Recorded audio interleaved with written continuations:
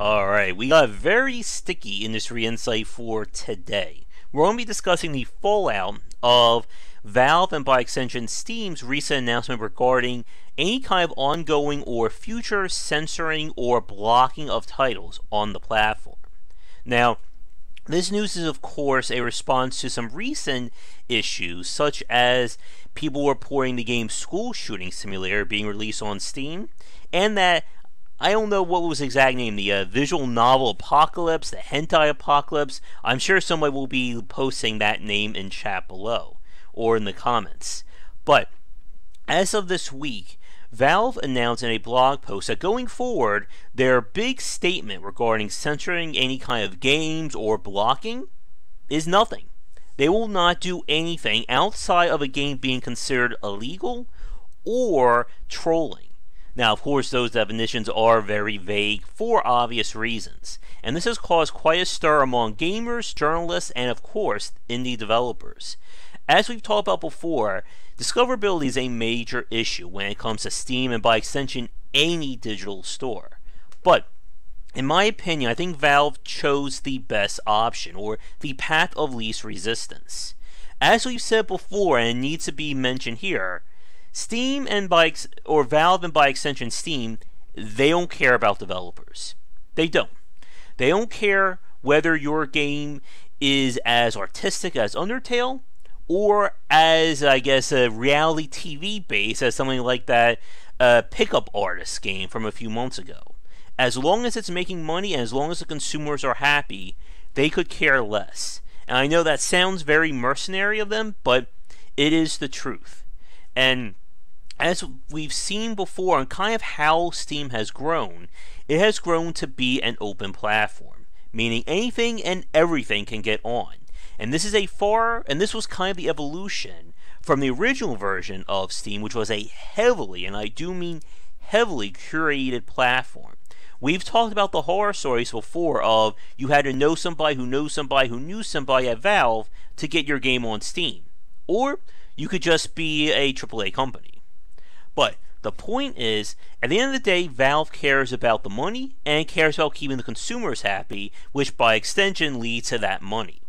Now, like I said, when it comes to the games on Steam and to what's popular in an open market, it varies. And as I just said, whether your game is the next Undertale, Rocket League, Dark Souls, Grand Theft Auto, any big name or best-selling title, as long as a game like House Party, Hoonie Pop, or any of those other very niche or very mature controversial games are making some kind of money, Valve is going to allow them on.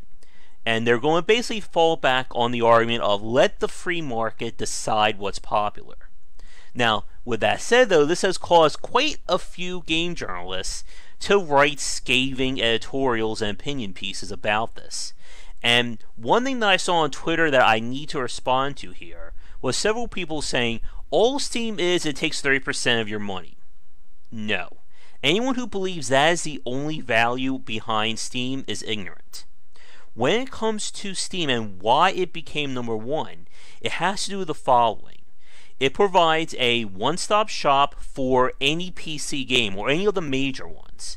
It handles all patching, maintenance, and support of that game. As in, I don't need to go hunting down various EXEs and patches on some third-party site. I know the games I'm going to get are virus-free. There's community and social features. The fact that I can get easy access to multiplayer through the Steam overlay or through Steam's DRM. And of course, the sales and being able to buy these games from a reputable store. And not to mention, of course, that publicity that goes with it. Now, that's a major point that's probably too big to talk about here, but we'll come back to that in a few minutes. Nevertheless, Steam provides a lot of value. It just does that to the consumer and not to the developer. And that's kind of the big point, as we've said. Steam, at the end of the day, as long as a game is making money, whether it is something as straightforward as, I don't know, I can't think of any straightforward games, I'm sure you guys can think of it, or something as complicated or mature like Undertale, Gone Home, the Amnesia series, and so on, they don't care. Now, on to the second part of this, the idea of censoring games that you don't like. And this was another major call or major criticism in many of the pieces that were written over the last few days. That by Valve remaining passive, they are in fact making a political or a sociological stance. If they don't take off games that feature Nazism, racism, sexism, any of that, then they are passively supporting it. And unfortunately, this is one of those cases where it comes down to tough. And I hate to be blunt like that.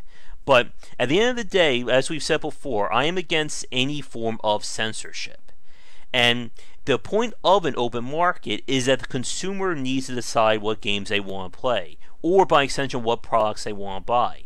Whether they support a company that does, unfortunately, bad things, or supports a company that does good things, the point of the open market is that there's freedom to choose.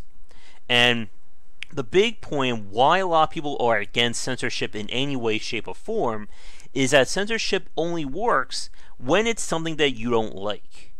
And nobody wants people, or nobody wants a corporate entity to dictate what is and isn't allowed, because that takes us into a lot of very murky issues. And another point that a lot of people have been saying is, let's just not use Steam.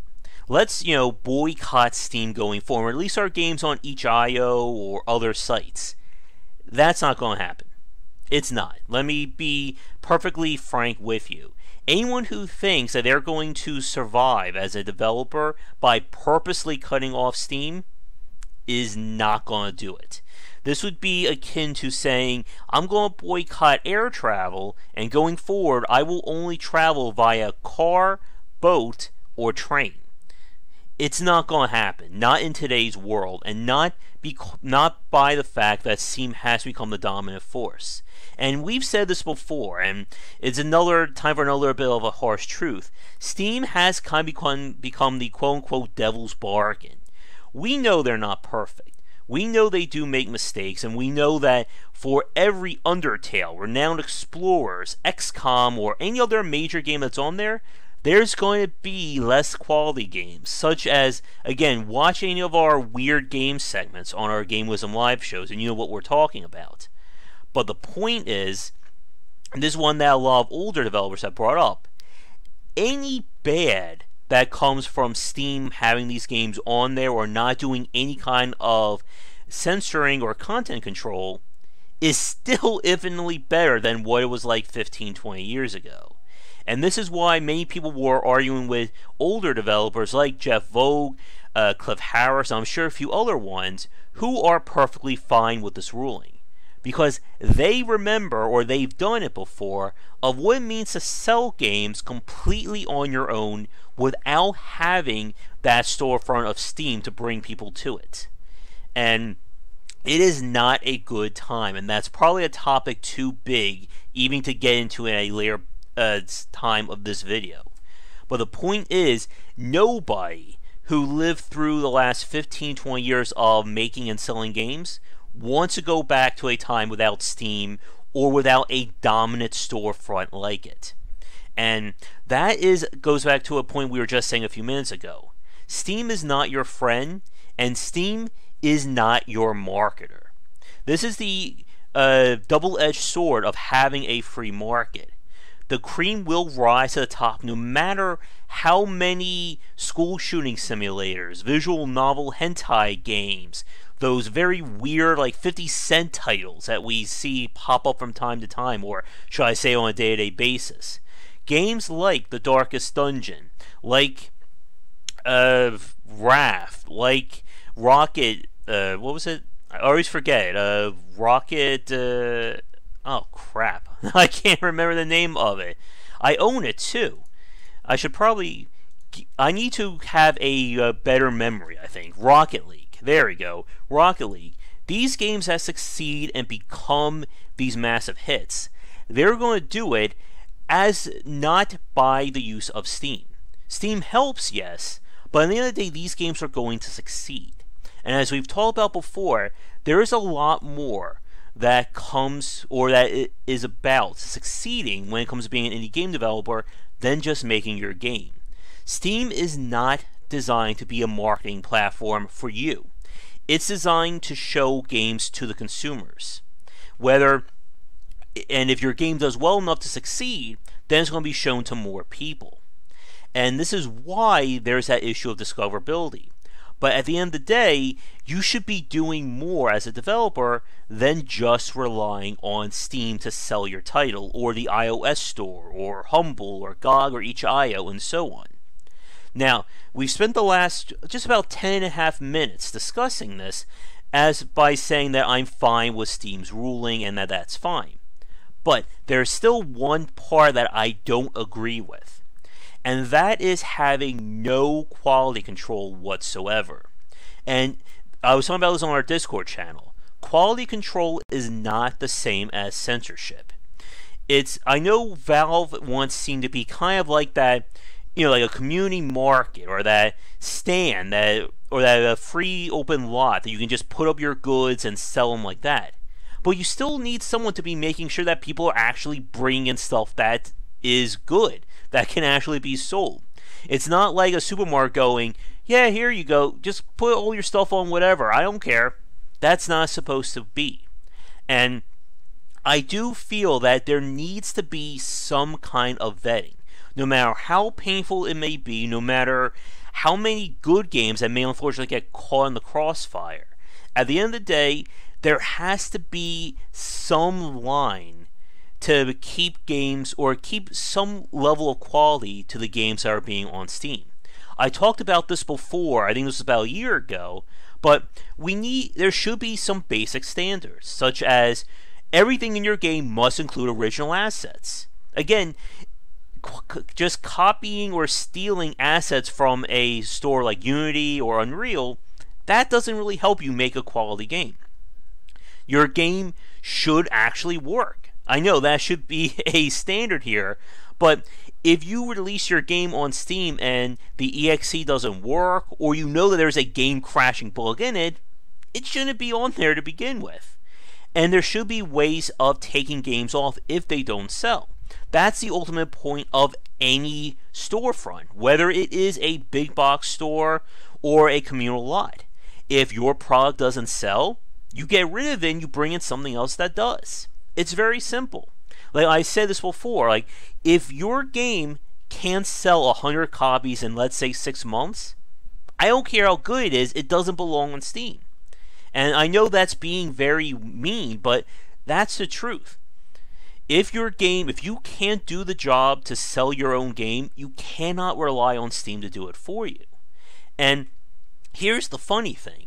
What I just described as, basic standards of what it means to sell a game on Steam, that would probably fix the majority of these issues right then and there. Because, as we've said, content control or censorship is not the same as quality control.